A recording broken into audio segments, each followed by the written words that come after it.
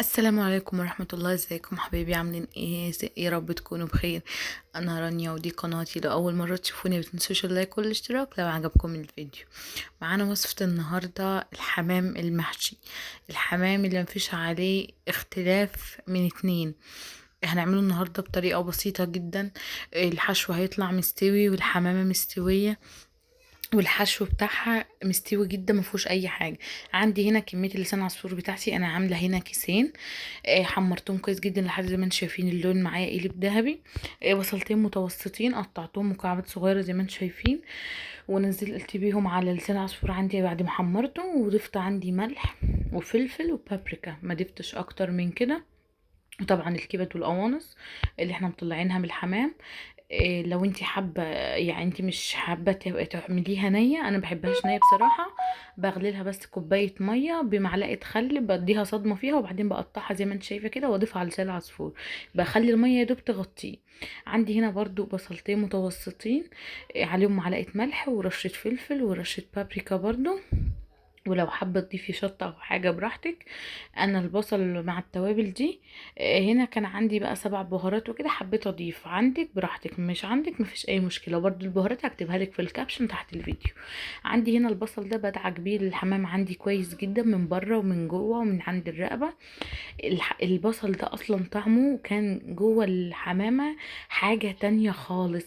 لو الحمامة معاكي طرية او عارفة تفصلي الجلد من على الصدر يا ريت، مش عارفة بلاش علشان ما يتقطعش ويحصل زي ما حصل معايا بصراحة. ينفجر في المية. هنا بحشي.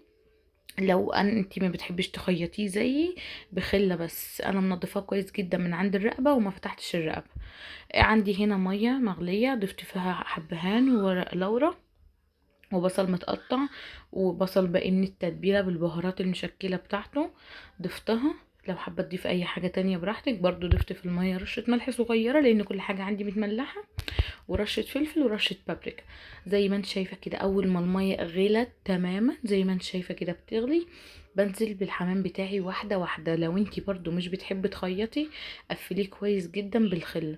انا مش بحب اخيط، بس صراحه ندمت ان انا مخيطتوش لان الخلل دي ما كانتش نوع كويس. عندي هنا بعد ما استوى برضو غلطة حصلت معايا، احنا يعني بنشارك مع بعض الوصفات وبرضو بنشارك مع بعض اللي حصل علشان انتي ما تقعيش فيه. مش غلط خالص، لا هو ده الصح. ما تقلبيش الحمام انا بعد ما حطيته بقلبه علشان يعني كله يبقى المية مغطياه، فمع التقليب في منه 2 اتفتحوا.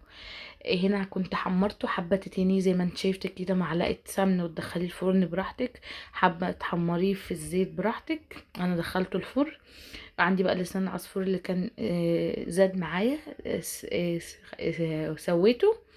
وزي ما انت شايفة كده، حابة تقدمي كل فرد طبقه لوحده، حابة تقدميه لو عاملة عزومة او حاجة بالطريقة دي مع رشة بقدونس او رشة كزبرة خضرة كده، حاجة خضرة كده بتبقى يعني شكلها حلو جدا. ما شاء الله. يعني كان بصراحة البصل والتتبيلة اللي كانت جوه الحمام كانت تحفة جدا جدا. واللسان عصفور كان ما شاء الله حلو جدا. ما تنسوش تجربوه. ولو عجبكم الفيديو ما تنسوش اللايك والاشتراك في القناة.